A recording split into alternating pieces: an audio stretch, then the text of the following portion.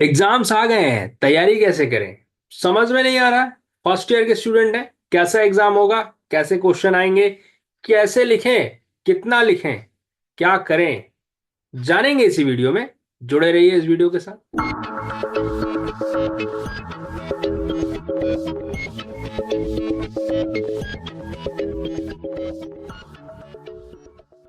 दिल्ली विश्वविद्यालय में एग्जाम की डेट्स आ गई हैं। सभी लोग एग्जाम की तैयारी कर रहे हैं। थर्ड और फिफ्थ सेमेस्टर के विद्यार्थियों के पास एग्जाम देने का अनुभव है और किस तरीके से एग्जाम हो रहा है। एनईपी के जरिए 10 क्वेश्चन आते हैं, 5 क्वेश्चन आपको अटेम्प्ट करने होते हैं।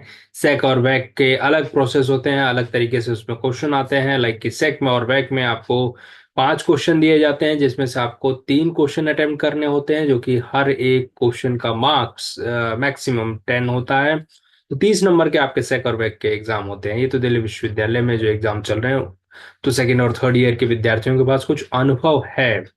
लेकिन जो फर्स्ट ईयर के हैं उनके लिए ये वीडियो खास होने वाली है। मैं आपको बताने वाला हूँ कि कैसे आप इन सभी चीज़ों को डील कर सकते हैं। तो बने रहें वीडियो के साथ, और नए हैं चैनल पर तो ज़रूर शेयर करें और सब्सक्राइब करें, अपने अन्य दोस्तों के साथ ज़रूर साझा करें और बाकी प्लेलिस्ट को ज़रूर जाकर चेक करें। सबसे पहले, आप अगर एग्जाम की तैयारी कर रहे हैं तो क्या करना चाहिए। तो जवाब आएगा जी, हमें पढ़ना चाहिए। तो कैसे पढ़ना चाहिए, ये भी एक बड़ा महत्वपूर्ण सवाल है। सिलेबस अगर आपके पास है तो कितना पढ़ें कि अच्छे नंबर भी आ जाएं और पास भी हो जाएं और बैक लगने की कोई संभावना न रहे। तो कैसे पढ़ा जाए, तो सबसे पहले मैं आपको ये कहना चाहूंगा कि अगर आपके पास एक सिलेबस है और आप अवेयर हैं कि सिलेबस हमारे पास इतना है और हमें क्या पढ़ना चाहिए, तो मैं आपको बता देता हूं। अगर आपके पास एक सिलेबस है तो सिलेबस को उठाइए, सिलेबस को देखिए कि आपको कौन सी यूनिट सबसे आसान लग रही है। पहले उस यूनिट को कंप्लीट कर लें। मसलन आपको मैं उदाहरण देना चाहूंगा, अगर आपके सिलेबस में 6 यूनिट है, 6 यूनिट है, तो 6 यूनिट में से आप ये मानकर चलिए कि हर यूनिट से एक एक क्वेश्चन, दो दो क्वेश्चन आएंगे। मान लीजिए अगर 8 क्वेश्चन आने वाले हैं या 12 क्वेश्चन आते हैं तो हर यूनिट से दो, मतलब कैटेगराइजेशन जो होगा वो इक्वल यूनिट्स में डिवाइड होगा। ऐसा नहीं हो सकता है कि एक यूनिट से या 2 यूनिट से ही सारे क्वेश्चन दिए जाएं और बाकी यूनिट्स को छोड़ दिया जाएगा। तो ऐसा नहीं होता है। तो फर्स्ट ईयर के जो फर्स्ट सेमेस्टर के विद्यार्थी हैं वो पहले ध्यान रखें कि आपको हर यूनिट से क्वेश्चन पूछे जाएंगे। तो हमें करना क्या है, करना यह है कि हमें ये तय करना है कि कौन सी यूनिट हमारे लिए सुटेबल है। इन सेंस, सुटेबल का कहने का मतलब यह है कि कौन सी यूनिट में आप ज्यादा अच्छे से तैयारी कर सकते हैं। कुछ किस यूनिट के जो टॉपिक्स हैं आपको आसानी से समझ आए हैं, या फिर एक रोचक बात यह है कि किस यूनिट की क्लास आपने अटेंड की है, किस यूनिट से टेस्ट असाइनमेंट लिए गए हैं, उस यूनिट को आपने ज्यादा फोकस किया होगा। तो प्रिपेयर कर लीजिए इस यूनिट को।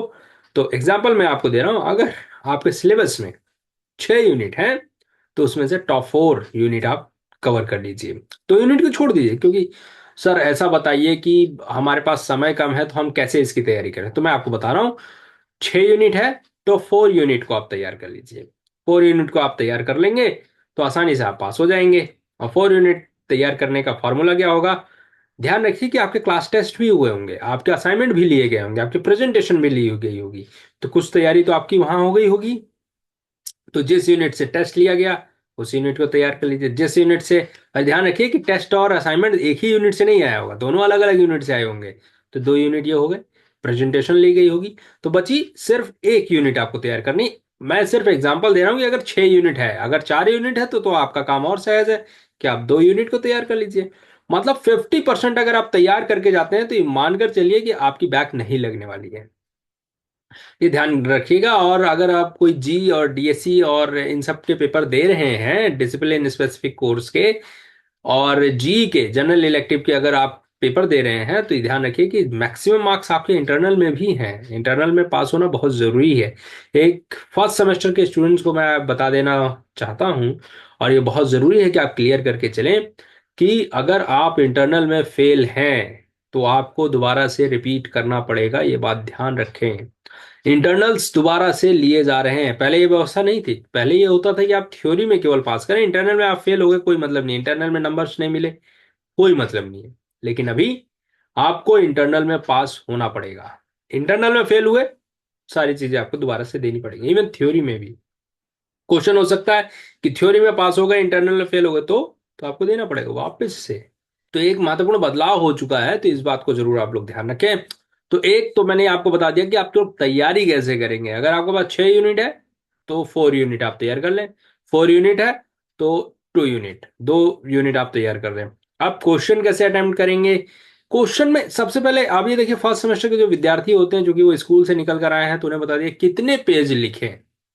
और भाई कितने पेज लिखे, कोई स्मॉल, किसी की जो अक्षर बनाने की जो कला है या फिर जो साइज है वो छोटा होता है, तो वो उतनी बात 2 पेज में ही लिख देगा जितनी बात एक बड़े अक्षर बनाने वाला विद्यार्थी 8 पेज में लिखता है।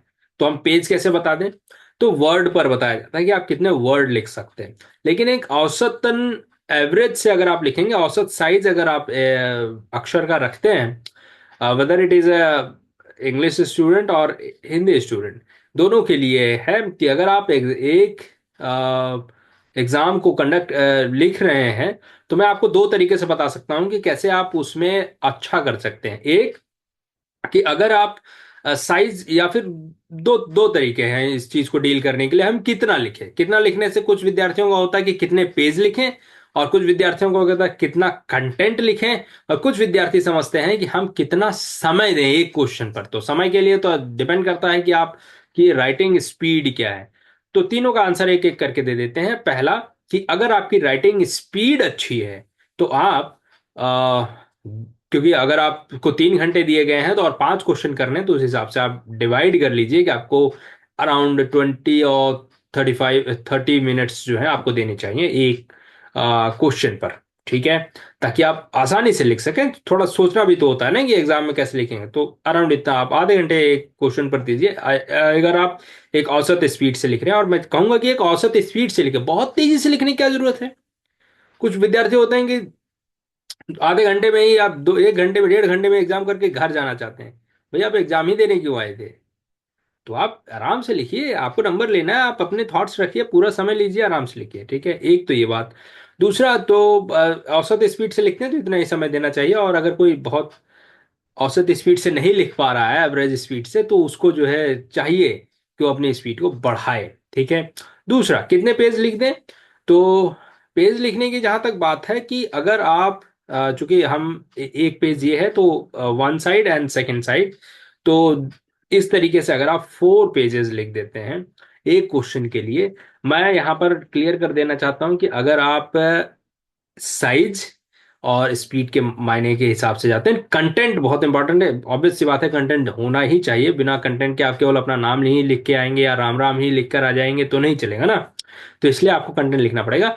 तो सफिशिएंट कितना होगा? सफिशिएंट होने के लिए आपको 4 पेज ऐसे लिखने पड़ेंगे। चार, इट मीन्स कि 8 पेज आपको आगे पीछे करके लिखना पड़ेगा। तो इतना अगर आप लिख देते तो सफिशिएंट है, आपको अच्छे मार्क्स मिल जाएंगे।